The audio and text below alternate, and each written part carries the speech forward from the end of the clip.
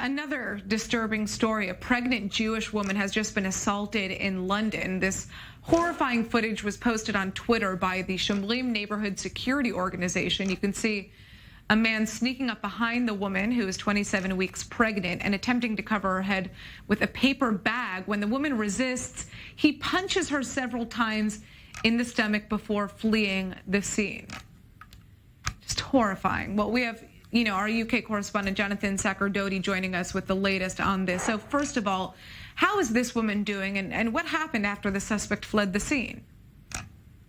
We know that on Thursday at 6:30 p.m., the young woman who's 27 weeks pregnant, a Jewish woman, was stalked and viciously attacked from behind, as we saw in that video there, by a male suspect who shoved what appeared to be a pillowcase over her head and then violently punched her in the stomach. She was taken to hospital, and thankfully, the reports are that she and her unborn baby are both okay. But of course, deeply shocking footage there. And this comes shortly after the much wider, more widely publicized event, which was the death of Sarah Everard, another woman who was actually disappeared and then killed on her way home from visiting a friend. Of course, this is something now that has been highlighted as part of the protests about women's safety here in the United Kingdom and elsewhere in the world. Right. I mean, this goes beyond just, an anti-Semitic incident, if that's what it is. It's just shocking to watch this. I mean, what do we know about the suspect so far? Have police caught him? Do we have any sense of his motives in doing this?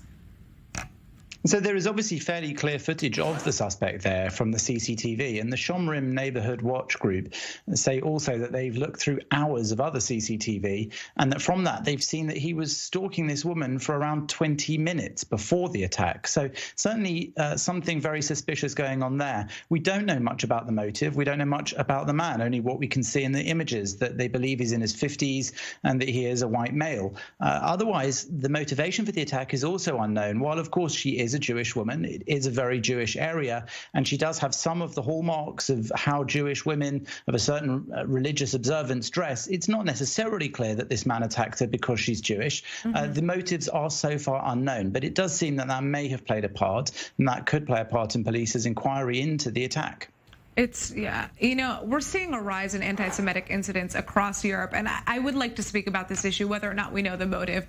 I mean, what can this be attributed to?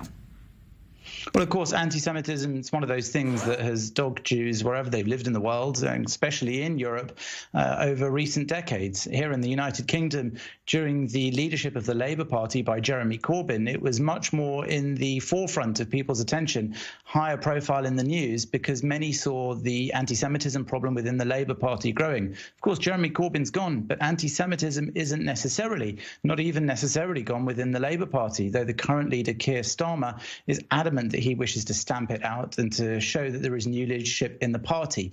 Now, this has no connection to the Labour anti-Semitism of the past, but it is a reminder to Jewish people, especially those who may feel they're more noticeably Jewish from the way they dress or appear, and those who live in more religious and densely populated Jewish areas, that they need to be aware of this risk to them at all times, and that there is the possibility of anti-Semitic acts, even very violent ones like this.